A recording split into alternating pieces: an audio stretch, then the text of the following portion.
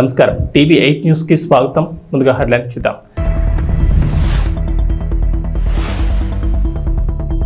రైతుకు పంట రుణమాఫీ చేసేందుకు తమ మంత్రివర్గం ఆమోదం. రైతు భరోసా విధి విధానాలపై సీఎం రేవంత్ రెడ్డి కీలక ప్రకటన.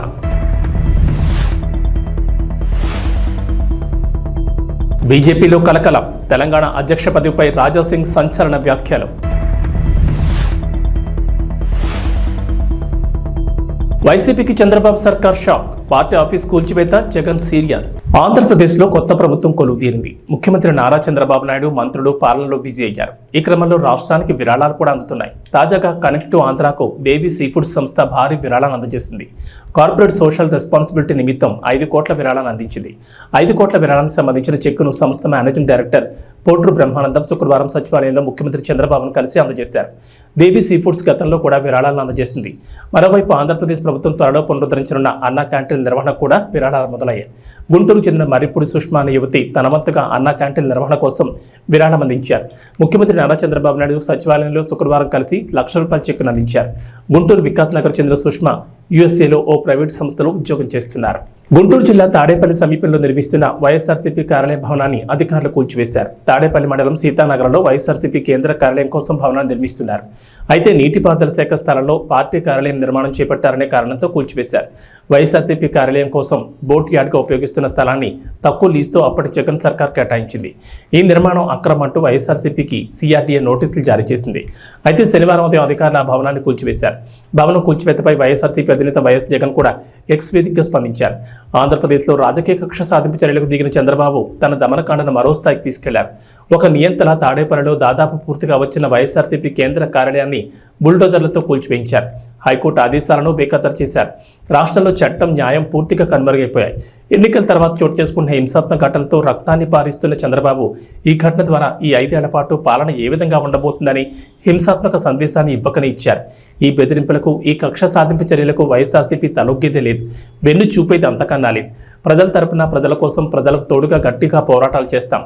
దేశంలోని ప్రజాస్వామ్యవాదులంతా చంద్రబాబు దుశ్చర్యల్ని ఖండించాలని కోరుతున్నానంటూ ట్వీట్ చేశారు.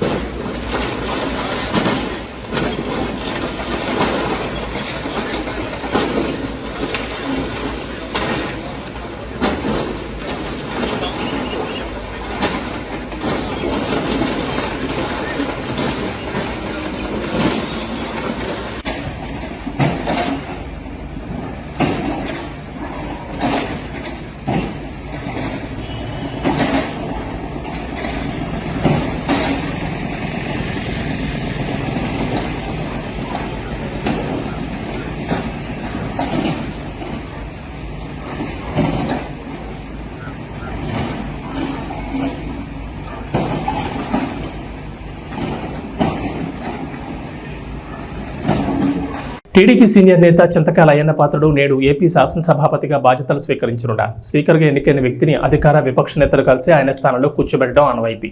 అయితే స్పీకర్ బాధ్యతల స్వీకరణ కార్యక్రమానికి దూరంగా ఉండాలని వైసీపీ నిర్ణయించింది. మరోవైపు నేడు జగన్ పులివెందుల పర్యటనకు వెళ్లనున్నారు. ఉదయం 10 గంటలకు తాడేపల్లిలోని నివాసం నుంచి బయలుదేరి జగన్ పులివెందులు వెళ్తారు. 3 రోజుల పాటు ఆయన అక్కడే ఉంటారు.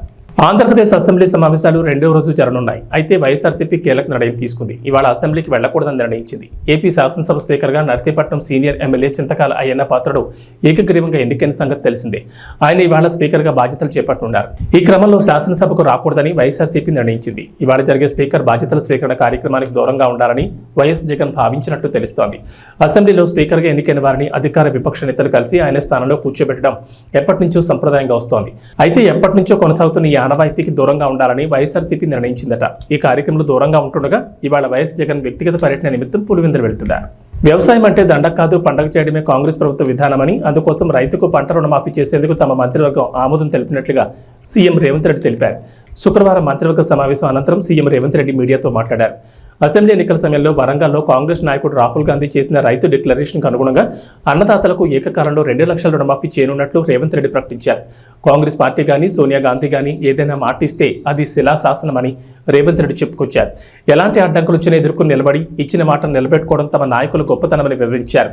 ఈ క్రమంలోనే 2022 మే 6 వరంగల్లో రైతు డిక్లరేషన్ సభలో రాహుల్ గాంధీ రుణమాఫీ హామీ ఇచ్చారని గుర్తు చేసిన రేవంత్ రెడ్డి ఈ మేరకు 2 లక్షల పంట రుణాలు మాఫీ చేయాలని తన కేబినెట్ నిర్ణయం తీసుకున్నట్లు వివరించారు. లోక్సభ ఎన్నికల్లో తెలంగాణలోని సగం పార్లమెంట్ స్థానాలను గెలిచి ఊపు మీదన్న బీజేపీ రాష్ట్రంలో పార్టీని మరింత బలోపేతం చేసే దిశగా ప్రయత్నాలు చేస్తోంది. ప్రస్తుత అధ్యక్షుడు కిషన్ రెడ్డిని కేంద్ర మంత్రివర్గంలో తీసుకోవడంతో ఆయన స్థానంలో వేరొకరిని నియమించనున్నారు. కొత్త వ్యక్తికి పార్టీ అధ్యక్ష బాధ్యతలను అప్పగించే యోచనలో ఉంది. ఈ క్రమంలో గోషామహల్ బీజేపీ ఎమ్మెల్యే రాజాసింగ్ చేసిన వ్యాఖ్యలు ఆ పార్టీలో కలకలం రేపుతున్నాయి. దేశం ధర్మం పట్ల అవగాహన ఉన్న వ్యక్తిని కొత్త అధ్యక్షుడిగా నియమించాలని రాజాసింగ్ కోరారు. అంతేకాదు పార్టీలో అందరి అభిప్రాయాలు తీసుకున్న తర్వాత అధ్యక్షుడి ఎంపిక జరగాలని డిమాండ్ చేశారు. రాష్ట్రంలోని బీజేపీ ఎంపీలు ఎమ్మెల్యేల అభిప్రాయాలను పరిగణలోకి తీసుకోవాలని ఆయన ఓ వీడియోను విడుదల చేయడం గమనార్హం. తెలంగాణలో బీజేపీ బలం పెరుగుతోందని, వచ్చే ఎన్నికల్లో అధికారంలోకి రావడం ఖాయమని ఆయన ఆశాభావం వ్యక్తం చేశారు. మల్కాజ్గిరి ఎంపీ ఈటెల రాజేందర్కు పార్టీ పగ్గాలు అప్పగిస్తారనే ప్రచారం సాగుతున్న వేళ రాజాసింగ్ వీడియో కలకలం రేపుతోంది. టీఆర్ఎస్ నుంచి 2003లో రాజకీయ ప్రస్థానం ప్రారంభించిన ఈటెల రాజేందర్ సుదీర్ఘకాలం ఆ పార్టీలో ఉన్నారు. తెలంగాణకు తొలి ఆర్థిక మంత్రిగా, తర్వాత ఆరోగ్య శాఖ మంత్రిగా బాధ్యతలు నిర్వర్తించారు. వామపక్ష భావజాలం కలిగిన ఈటెల మాజీ ముఖ్యమంత్రి కె చంద్రశేఖరరావుతో విభేదాల కారణంగా టీఆర్ఎస్కు 2021లో రాజీనామా చేశారు. తన రాజకీయ భవిష్యత్తు కోసం ఆయన బీజేపీలో చేరారు. 2018 శాసనసభ ఎన్నికల్లో కరీంనగర్ ఎమ్మెల్యేగా గెలిచిన గంగుల కమలాకర్ ఎన్నికను సవాల్ చేస్తూ ఆయనపై పోటీ చేసిన ప్రస్తుత కేంద్ర మంత్రి బండి సంజయ్ హైకోర్టులో పిటిషన్ దాఖలు చేశారు. తాజాగా ఈ కేసులో అడ్వకేట్ కమిషన్ ముందు హాజరు కావాలని ఎంపీ బండి సంజయ్ను తెలంగాణ హైకోర్టు శుక్రవారం ఆదేశించింది. ఒకవేళ అడ్వకేట్ కమిషన్ ముందు హాజరై వాంగ్మూలం ఇవ్వని పక్షంలో ఎన్నికల పిటిషన్ను మూసివేస్తామని స్పష్టం చేసింది. అనంతరం తదుపరి విచారణను జూలై 8కి వాయిదా వేసింది. 2018 ఎన్నికల్లో కరీంనగర్ నియోజకవర్గంలో టీఆర్ఎస్ అభ్యర్థిగా గంగుల కమలాకర్, బీజేపీ తరఫున బండి సంజయ్ పోటీ చేశారు. ఈ ఎన్నికల్లో గంగుల విజయం సాధించగా ఈ ఎన్నిక చెల్లదని 2019లో బండి సంజయ్ హైకోర్టులో పిటిషన్ వేశారు. దీనిపై విచారణ చేపట్టిన హైకోర్టు ఇరుపక్షాల సాక్ష్యాల నమోదుకు రిటైర్డ్ జిల్లా జడ్జి కె శైలజను అడ్వకేట్ కమిషన్గా నియమించింది. అయితే ఈ కమిషన్ ముందు వాంగ్మూలం ఇవ్వడానికి బండి సంజయ్ చాలాసార్లు వాయిదాలు తీసుకున్నారు. ఈ అంశంలో ఆయనకు హైకోర్టు జరిమానా కూడా విధించింది. ప్రభాస్ కల్కి మీద ఉన్న అంచనాలు అందరికీ తెలిసిందే. సరైన ప్రమోషన్స్ చేయడం లేదు, జనాల్లోకి ఇంకా తీసుకెళ్లడం లేదని చిత్ర యూనిట్ మీద డార్లింగ్ ఫ్యాన్స్ ఫైర్తో ఉన్నారు. అంతేకాకుండా ఈ మూవీకి సంబంధించిన అప్డేట్లు కూడా సరైన టైంకి ఇవ్వడం లేదని మండిపడుతున్నారు. ఈ మూవీ నుంచి 2 ట్రైలర్లను వదిలారు. అయితే ఈ 2 ట్రైలర్లు ఒకదాని మించి ఒకటి ఉన్నాయి. మరీ ముఖ్యంగా శుక్రవారం రాత్రి వదిలిన రిలీజ్ ట్రైలర్ పూర్తిగా యాక్షన్ ప్యాక్డ్, ఫుల్ ఎమోషనల్గా సాగింది. కల్కి దేశ విదేశాల్లో రిలీజ్ కాబోతోంది. అయితే ఈ కల్కి మూవీ మీద నేషనల్ వైడ్గా ఫోకస్ ఉంది. కానీ బాలీవుడ్ బిగ్ సెలబ్రిటీలు, టాలీవుడ్ టాప్ స్టార్స్ ఈ కల్కి గురించి పట్టించుకుంటున్నట్లుగా లేదు. ఏ ఒక్క టాప్ హీరో కూడా ఈ మూవీకి సంబంధించిన ట్రైలర్ల మీద రియాక్ట్ అవ్వడం లేదు. దుల్కర్, విజయ్ దేవరకొండ వంటి వారు ట్రైలర్ మీద స్పందించారు. ఈ ఇద్దరు కూడా సినిమాలో ఉన్నారనే టాక్ వినిపిస్తోంది. మొన్నటి వరకు ఉత్తర పాత్రలో మృణాలని అనుకున్నారు, కానీ మాళవిక నాయాన్ని చూసి అంతా షాక్ అయ్యారు. విజయ్ దేవరకొండ, దుల్కర్ పాత్రలు ఉన్నాయో లేదో తెలియాలంటే ఇంకో 5 రోజులు ఆగాల్సిందే. ఇక సినిమా విడుదల తేదీ దగ్గర పడుతోంది, కానీ ప్రమోషన్స్ మాత్రం స్పీడ్ పెంచడం లేదు. టీమ్ ఇంటర్వ్యూ లేవు, ఈవెంట్లు లేవు. నాగ్ అశ్విన్ మాత్రం కథలు ఏవో చెప్పేస్తున్నాడు. కల్కి ప్రపంచాన్ని ముందుగా పరిచయం చేస్తున్నాడు. ఇంత భారీ స్థాయిలో రాబోతున్న కల్కి మీద 2 ట్రైలర్ల మీద టాలీవుడ్ నుంచి బడా హీరోల స్పందన కరువైంది. వాళ్లకు ఈ ట్రైలర్ నచ్చలేదు, అతను కల్కి మీదే ఇంట్రెస్ట్ లేదో తెలియడం లేదు. మరి సినిమా రిలీజ్ అయిన తర్వాత కూడా ఇదే మౌనాన్ని కంటిన్యూ చేస్తారా అన్నది చూడాలి. శ్రీకాకుళం జిల్లా ఇచ్చాపురం సోంపేట మండలం రాజాం గ్రామానికి చెందిన డొక్కరి చిరంజీవి, మందస్సు మండలం జిల్లోండకు చెందిన కొర్రాయి సునీత అనే యువతి గత కొంతకాలంగా ప్రేమించుకున్నారు. ఇంట్లో వాళ్ళకి చెప్పి పెళ్లి చేసుకుంటారని అమ్మాయిని నమ్మించి లొంగ తీసుకున్న యువకుడు సినిమాలు, పార్కులు అన్ని తిరిగి చివరికి చేతులెత్తేయడంతో అమ్మాయికి ఏం చేయాలో తెలియక ప్రియుడి ఇంటి ముందు 2 రోజులుగా ధర్నాకు దిగింది. విషయం తెలుసుకున్న వాళ్ళ చిన్నాన్న అమ్మాయితో కలిసి పోలీస్ స్టేషన్లో ఫిర్యాదు చేశారు.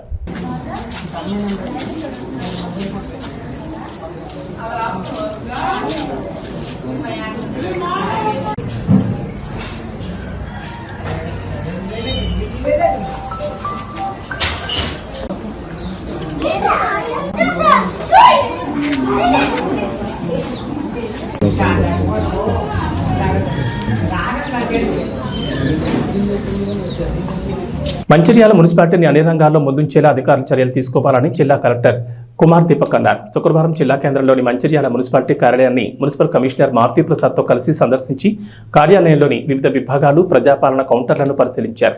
ఈ సందర్భంగా జిల్లా కలెక్టర్ మాట్లాడుతూ మంచిర్యాల మున్సిపాలిటీని అన్ని రంగాల్లో ముందుంచేలా అధికారులు సమన్వయంతో కృషి చేయాలని తెలిపారు. వర్షాకాలం అయినందున మున్సిపల్ పరిధిలోని వార్డులలో స్వచ్ఛమైన త్రాగునీటిని అందించేలా ప్రత్యేక దృష్టి సారించాలని, అన్ని వార్డులలో వీధి దీపాల నిర్వహణ పకడ్బందీగా ఉండేలా చూడాలని తెలిపారు. వర్షపు నీరు నిల్వ ఉండకుండా చూడడంతో పాటు వార్డులలోని అంతర్గత రహదారులు, మురుగు కాలువలలో పూడికి లేకుండా ఎప్పటికప్పుడు శుభ్రపరచాలని కోరారు. పారిశుద్ధ్య నిర్వహణలో భాగంగా డ్రై డే కార్యక్రమాలు చేపట్టి ప్రజలకు అవగాహన కల్పించాలని, ఆహారం, త్రాగునీటి విషయంలో తీసుకోవాల్సిన జాగ్రత్తలపై వివరించాలని తెలిపారు. ప్రభుత్వం చేపట్టిన ప్రజాపాలన కార్యక్రమాన్ని సమర్థవంతంగా నిర్వహించి దరఖాస్తులను పూర్తి స్థాయిలో పరిశీలించి అర్హులైన లబ్ధిదారులకు పథకాలు, ఫలాలు అందేలా చర్యలు తీసుకోవాలని తెలిపారు. ఈ కార్యక్రమంలో municipal chairperson Ravula Uppalaiah, municipal అధికారులు, సంబంధిత అధికారులు తదితరులు పాల్గొన్నారు.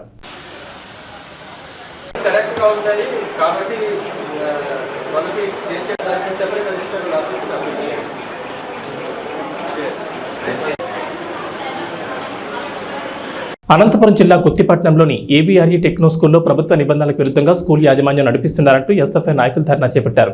పాఠశాలలో ప్రభుత్వ నిబంధనలకు విరుద్ధంగా ప్రతి క్లాసుకు అత్యధిక భారీ ఫీజులు వసూలు చేస్తూ, నిబంధనలు ఉల్లంఘించి పాఠశాలలోనే పుస్తకాలను విక్రయిస్తూ అనధికారికంగా విద్యార్థుల నుంచి డబ్బులు వసూలు చేస్తూ సొమ్ము చేసుకుంటున్నారని ఆరోపిస్తూ ఎస్ఎఫ్ఐ నాయకులు పాఠశాల ఎదుట పెద్ద ఎత్తున ధర్నా చేపట్టారు. దీంతో సమాచారం అందుకున్న మండల విద్యాశాఖ అధికారి రవినాయక్, వీఆర్ఓ పవిత్ర పాఠశాలకు వెళ్లి పాఠశాలను తనిఖీ చేసి విద్యార్థుల నుంచి సమాచారం సేకరించారు. అనంతరం నిబంధనలకు విరుద్ధంగా ఉన్న పాఠ్యపుస్తకాల గదిని సీజ్ చేశారు. అదేవిధంగా ప్రతి తరగతికి ఫీజులు ఎంత వసూలు చేస్తున్నారని బహిరంగంగా నోటీస్ బోర్డు వేయాలని పాఠశాలకు హెచ్చరికలు జారీ చేశారు. ఇలా మరోసారి తప్పు పునరావృతమైతే పాఠశాలను సీజ్ చేసి లైసెన్స్ రద్దు చేస్తామని మండల విద్యాశాఖ అధికారి హెచ్చరించారు.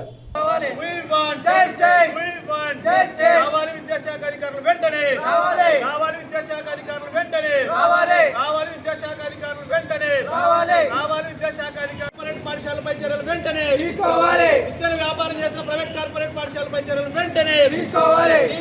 బుక్ స్టాల్ వెంటనే విద్యను వ్యాపారం చేసిన ప్రైవేట్ పాఠశాలపై చర్యలు వెంటనే తీసుకోవాలి. విద్యను వ్యాపారం చేసిన ప్రైవేట్ పాఠశాలపై చర్యలు వెంటనే తీసుకోవాలి.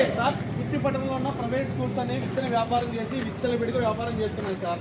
అన్ని స్కూల్స్ లో కూడా బుక్స్ స్టాల్స్ పెట్టి ఈరోజు వ్యాపారం చేస్తున్నాయి. అదేవిధంగా ఈ ఏవిఆర్ స్కూల్లో కూడా బుక్కి సంబంధించిన లోపల ఒక డంపింగ్ ఉంది. వెంటనే, ఎందుకంటే ఈరోజు ఈ ప్రైవేట్ పాఠశాలల పైన ముఖ్యంగా అధికారులు కూడా, విద్యాశాఖ అధికారులు కూడా కొంచెం నిర్లక్ష్యంగా వ్యవహరిస్తున్నారు. ఎందుకంటే ఈరోజు ఇక్కడున్న గుత్తిపట్టణంలో ఉన్న ప్రతి ఒక్క స్కూల్లో హాస్టల్స్ పేరుతోన ఈరోజు ఈ ఫీజుల పేరుతో రకరకాల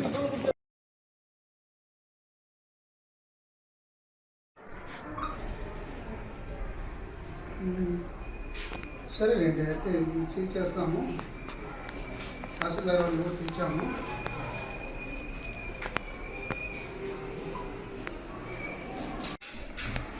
ఏరియానా ఇది వచ్చేసి ఆర్ఎస్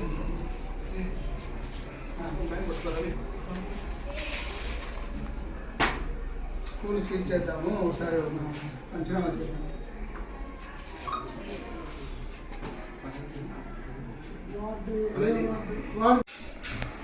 ఏరియానా ఇది వచ్చేసి ఆర్ఎస్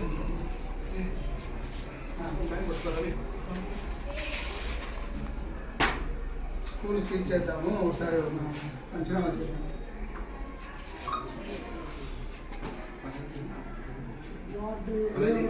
వార్డు ఏది ఆయా ఇది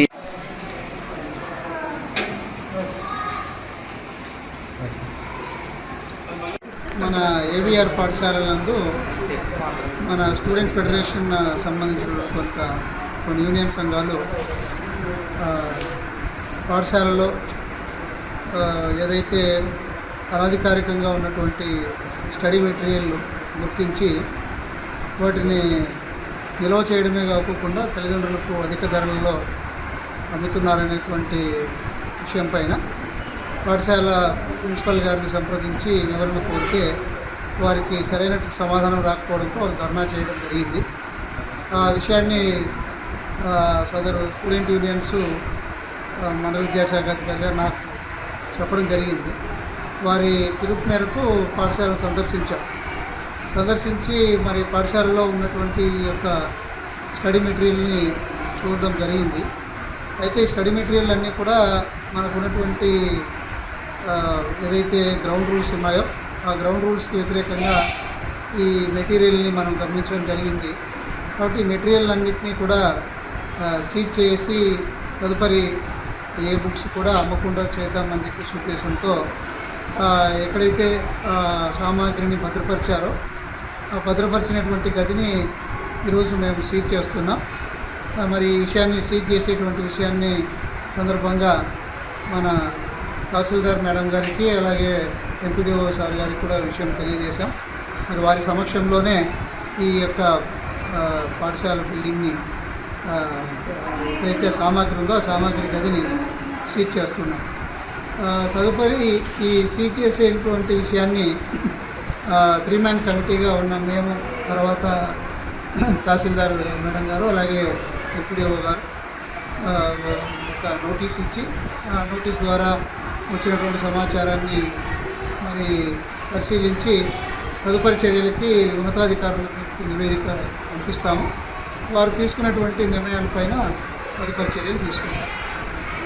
విజయవాడలోని ఎలక్ట్రిసిటీ కాలనీ ప్రభుత్వ వెలుగుబడిన తరగతుల బాలల వసతి గృహాలను ఆకస్మికంగా తనిఖీ చేశారు. ఈ సందర్భంగా విద్యార్థులతో మంత్రి సవితం మాట్లాడుతూ అందరూ బాగా చదువుకుని ఉన్నత స్థాయికి ఎదగాలని, మీకే సమస్య ఉన్నా నేరుగా తనకే ఫోన్ చేయొచ్చని విద్యార్థులకు మంత్రి ఫోన్ నెంబర్ ఇచ్చారు.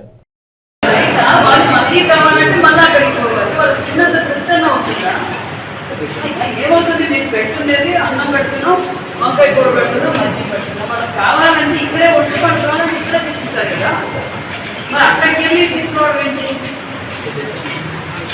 రిపీట్ కాకూడదు.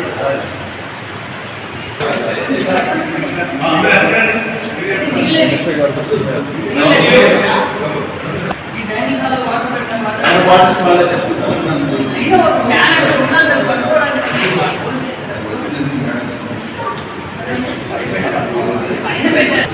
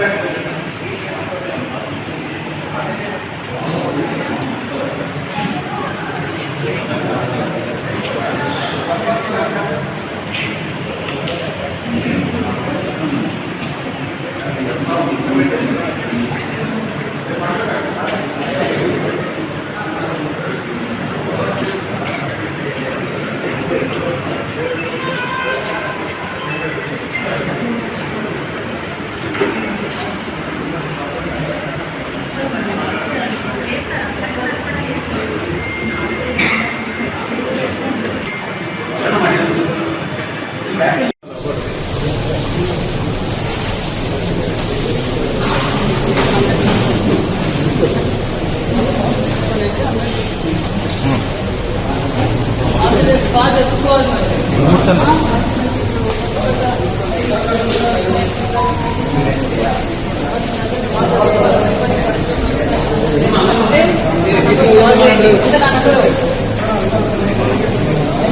చెప్పాలి.